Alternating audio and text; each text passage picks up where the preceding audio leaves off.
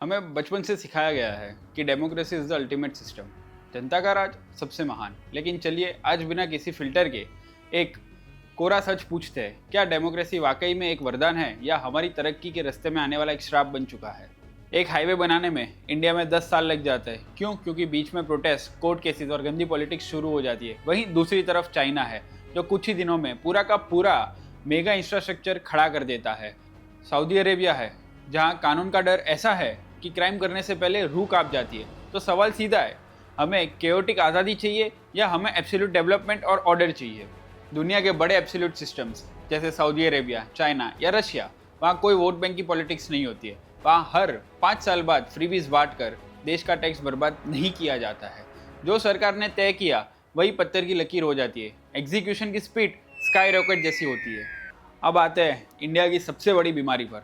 हमारे देश में हर महीने किसी ना किसी शहर में इंटरनेट बंद होता है, कर्फ्यू लगता है, दुकानें और फैक्ट्रीज ठप हो जाती है। क्यों? क्योंकि हम 1947 से लेकर आज तक एक आपसी आइडियोलॉजिकल जंग लड़ रहे हैं। लोग कहते हैं इंडिया एक सुपर पावर बनेगा। मैं कहता हूँ जब तक देश के अंदर हर तीसरे दिन धर्मों की लड़ाई चलेगी, हम हमेशा पीछे रहेंगे। एक कोरा सच सोचिए, अगर 1947 में पार्टीशन के वक्त कंप्लीट पॉपुलेशन एक्सचेंज हो गया होता, अगर सारे के सारे लोग वहाँ चले गए होते और इंडिया एक क्लियर होमोजीनियस नेशन बनता, तो क्या आज हमारा सीन अलग नहीं होता? आज गाजियाबाद में सूर्य चौहान को रास्ते पर अपनी जान नहीं गंवानी पड़ती। जब तक हमारे वहाँ का युवा रास्ते पर पत्थर और चाकू उठाएगा, तब तक वो फैक्ट्री के एडवांस मशीन कैसे उठाएगा? ये आपसी दंगे हमारी इकोनॉमी का सबसे बड़ा हैंड ब्रेक है। चाइना और सऊदी अरेबिया जैसे देशों में किसी की औकात नहीं है कि धर्म के नाम पर रास्ते पर दंगे करे और देश के विकास को 1 घंटे के लिए भी रोके। वहाँ एक क्लियर रूल है, एक सिंगल डायरेक्शन है।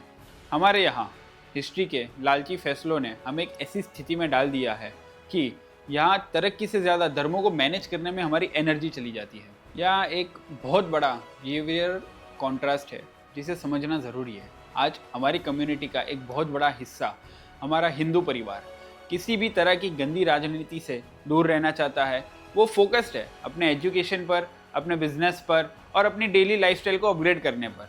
वो चाहता है पीस और मेरिट। लेकिन इसका दूसरा पहलू देखिए, जब एक तरफ एक समुदाय सिर्फ पढ़ाई और तरक्की पर ध्यान दे रहा हो और दूसरी तरफ एक बहुत बड़ा रेडिकल नेटवर्क हो जो एग्रेसिव यूनिटी, इंस्टीट्यूशनल कैप्चर और आइडियोलॉजिकल पोलराइजेशन पर काम कर रहा हो, तो बैलेंस तो बिगड़ जाता है। जब धर्म को रास्ते से लेकर बड़े बड़े कॉरपोरेट और प्रोफेशनल लेवल्स तक एक वेपन की तरह चलाया जाए, तो वो देश की अखंडता को अंदर से खोखला कर देती है। एक पक्ष शांति चाहता है और दूसरा पक्ष अगर हमेशा कन्फ्रंटेशन के लिए तैयार बैठा हो, तो आम जनता का गुस्सा होना और फ्रस्ट्रेशन बिल्कुल जायज़ है। इस इम्बैलेंस को ठीक करना ही होगा। किसी भी देश की तरक्की तब ठप हो जाती है जब उसके कानून में लचीलापन हो। हमारी डेमोक्रेसी में सबसे बड़ा ग्लिच यही है कि जब ऐसे रेडिकल एलिमेंट्स देश की शांति को खराब करते हैं, तो कोर्ट की लंबी तारीखें और लीगल लूपहोल्स उन्हें बचा लेती है।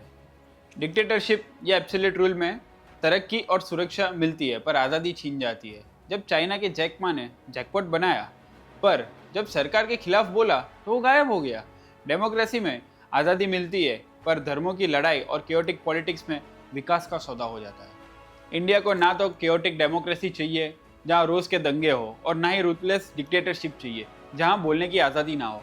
हमें चाहिए एक डिसिप्लिन डेमोक्रेसी जहाँ आज़ादी तो हो पर देश के विकास को रोकने वालों के लिए और दंगा करने वालों के लिए कानून का डर वही हो जो सऊदी और चाइना में है।